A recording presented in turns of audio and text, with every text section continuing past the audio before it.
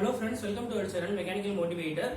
In this video, we are going to see a problem on development of surface. So initially I will be explaining the question, then I will be telling the given data, and then I will be telling step by step procedure how to draw the diagram.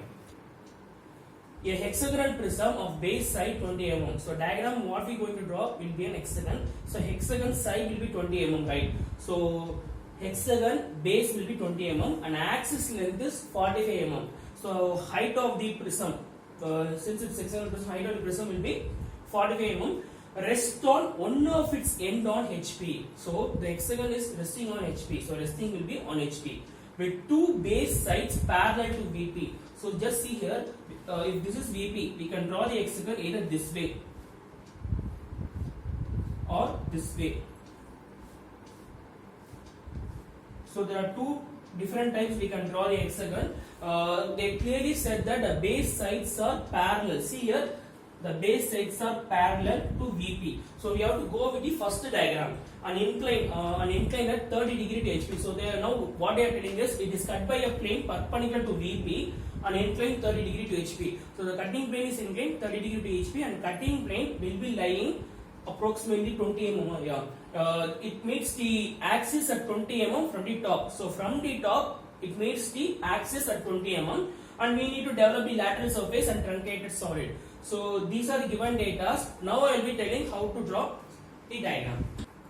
So as we decided, we have to go with the first diagram. The base edges should be parallel to VP. So first step would be you will be drawing a reference line. According to first angle projection, VP will be lying above and HP will be lying below. And in our case, the hexagon, the true shape of the hexagon can be seen only in your top view. So you have to start with the top view. So you will be drawing the hexagon in top view. By drawing it, you will be starting from the edges. You will be starting with the edges. For hexagon, you know very well the angle will be 60 degree. Okay. So keeping those things, you have to complete the hexagon. After that, we know very well. See here, it's a hexagonal prism. So top surface would be an ABCD and bottom surface would be PQRS. So like that, when we see from top, we can see A, B, C, D, E, F. But we can't see P, Q, R, S, T, Q because it will be lying at the bottom. We have drawn the top view. Next thing is we need to project. See here, we need to project all the points to the reference line, and from there we know very well the axis length will be 45 mm, right? So with that, the height of the prism will be 45 mm, and we can rise. So in front view, you can see the rectangle. When you see the hexagonal prism in front view, you can see the rectangular shape, and you have to join both the corners. Here you have to join both the corners in order to determine the center. So the center is O. So we have to draw axis. We have to give preference for drawing axis because we don't have any edges, right? So we need to draw axis. Axis height is 45 mm. So now we are going to draw the front view. So front view, we know very well the height of the prism is 45 mm. So see here, from here you can take the axis. Just keep a point or keep your scale here so that we can get a point here. So height of this axis would be 45 mm, and we already projected all the points, right? So we already projected all the points from the hexagon. So try to extend those lines very lightly. Use 2H pencil. Okay. If not, also you can also use your scale and just keep a point here, like here. A point you will be getting here, B and F you will be getting here, and C and E you will be getting here. Like that you will be getting all the points. And height, you know, 45. Just close it. You will be getting a rectangle. And height of axis line should be one line should be bigger and one line should be smaller. Like this only you have to put the axis line. Few people will be putting like a hidden line, continuous dashes. We should not do like that. Then we will be naming. Just see here. Top face will be ABCD and bottom face would be PQRS. So when you see from top, see here you can see A. So you are writing as A dash.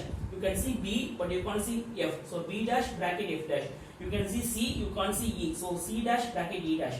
You can see D, so D dash. In bottom, you can see P, so P dash. You can see Q, but you can't see U, so Q dash bracket U dash. You can see R, you can't see T, so R dash bracket T dash. You can see S, so S dash. So these names and all, we already saw many problems, so you won't feel difficult in naming the points. So kindly don't do any mistakes in naming. Next we have to concentrate on cutting plane. So cutting plane, what they said is the cutting plane is inclined at 30 degree to HP. So 30 degree to HP means it will be like this. And one more thing is the cutting plane will be meeting the axis 20 mm from the top. So this is the top. From the top you have to keep a point for 20 mm, and from there you have to keep a protector and draw the cutting plane for 30 degree. So from top, so this is the top. From there we have to leave a space for 20 mm. See here, from the top take 20 centimeter. So 20 mm. 20 mm. Keep a point, and you have to keep a protector at this point. You have to keep the protector at this point, and you have to take an angle for 30 degree. So when you take an angle, see here, the angle here should be 30 degree. Angle between the cutting plane and the base plane should be 30 degree. I didn't dimension here because the space is very less. So that's why what I did is I just extended the cutting plane, and I just drawn a horizontal line, and I dimensioned the angle for the cutting plane. We can also dimension here, or else in top also, if we have space, we can also dimension that, no problem. Actually we need to dimension here, but since we don't have space, I just dimension like this. We can also follow this. And next is this naming for the cutting plane. Okay, if you take 30 degree means you can draw a line and you can reverse it back. Okay, just try to leave a 1 mm gap in the outside the diagram. Just here 1 mm, here 1 mm, and try to extend the cutting plane. While naming the cutting plane, see here we are having only one edge, A dash, P dash. So we will be having only one cutting point. See here we are having two edges. B dash, Q dash is one edge, and F dash, U dash is another edge. So while naming it, you have to name in this way, like 1 dash, 2 dash, 3 dash, 4 dash, reverse manner, 5 dash, 6 dash. Okay, since we are having two edges, we have two cutting points. Here 2 edges, 2 cutting points. So this is the way you need to name. In case if you have 2 edges at the side, means you have to name 2 cutting points. So now next thing what we are going to do is, once we cut it means, then we are going to develop the surfaces. So while developing, actually if in case of a prism means we will be following here parallel line method. In case of pyramid means radial line method. So there are two types of method. One is parallel line and another one is the radial line. Okay, so parallel line method is very simple. You know the height of the prism, right? For the same height you have to just you have to draw a line. Okay, initially from the reference axis for 40 mm you have to draw a line. See here, it's hexagon means 6 sides will be there. So each side is 20 mm. So 20, 20, 20, 20. So you have to draw the edges. Okay. So hexagon, all the sides will be 20, right? So here 20, 20, 20, 20, 20, 20. So 6 parts we have to divide it, and height is 45 mm, and we can close the rectangular box. Naming is here. Top is ABCD. So A, B, C, D, E, F, and ending will be A. Bottom will be P, Q, R, S, T, U, and ending will be P. Just imagine the example of a matchbox. Okay, after we remove the box, and if you unbox it, means the starting point will be connecting with the ending point. Okay, so that's what we are also doing here. What we are going to do, we just going to unfold the hexagonal prism. When we unfold, we will be having the shape like this. So this is called the development of lateral surface, and whatever we got here is a truncated solid. Once we cut means, so this is the solid, so this portion will be removed. So whatever I drawn with my green chalk is my solution and truncated solid. In case if they are asking you to plot in the top view, means you will be projecting all the points and you will be getting the hexagon here also, but in our case they didn't say anything. Now what we are going to do is, we just going to plot all the cutting points here. After plotting it, how what kind of shape we are getting is our solution.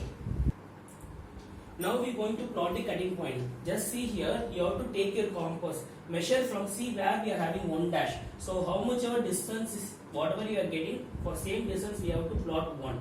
So measure this distance. So it's between A and P. See here, A and P we are having 1. So A and P will be having same 1.